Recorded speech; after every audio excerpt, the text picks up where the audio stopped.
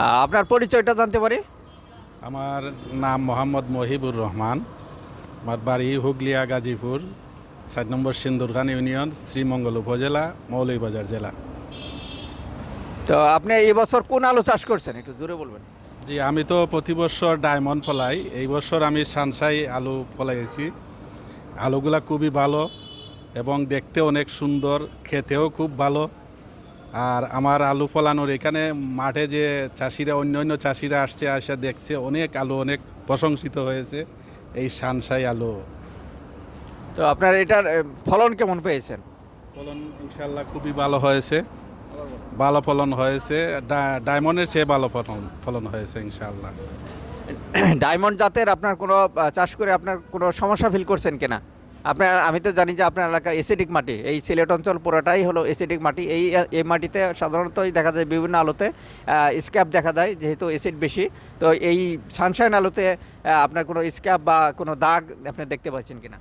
না, ইনশাল্লাহ আমি তো বিগত বছরগুলো ডায়মন্ড ফলিয়েছি, তাতে কোনো সমস্যা হয় নাই। আপনাদের বিআইডিসির ডিসিশন অনুযায়ী আমাকে যে সার্কুলার দিয়েছেন সেই হিসাবে ওষুধ প্রয়োগ করেছি, সার প্রয়োগ করেছি, কোনো সমস্যা হয় নাই।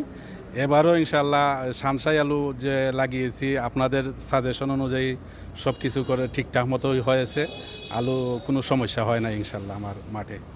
তো এই মাঠের থেকে যে এই ফলনটা আপনি সানশাইন আলু চাষ করেছেন, আপনি কত দিনের মধ্যে আপনার এই আলুতে এই গাছটা তুলে ফেলছেন, মানে হাম্পলিং করেছেন কত দিনের মধ্যে? জি, আমি 71 দিনের মধ্যে আমি হাম্বুলেন করে শেষ করেছি এবং আরও 14 দিন পরে আমি আলু উঠিয়ে ফেলছি আর কি। তো এই 71 দিনে আপনি কতটুকু ফলন পেয়েছেন একরে?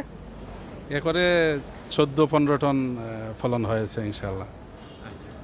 তো এটার যে 14-15 টন আপনি যে ফলন পেয়েছেন, তো এটার মধ্যে সার কিংবা অন্যান্য কিছু কি আপনার বেশি দিতে হয়েছে কিনা?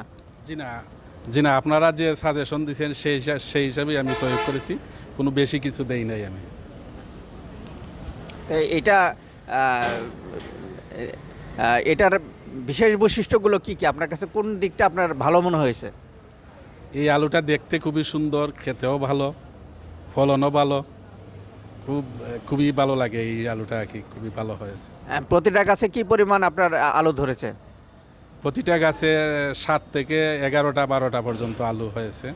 আর আলুর গ্রেড বি গ্রেড বেশি আলু হয়েছে, এ গ্রেড কম হয়েছে আর কি। সবই কি এক সাইজের আলু হয়েছে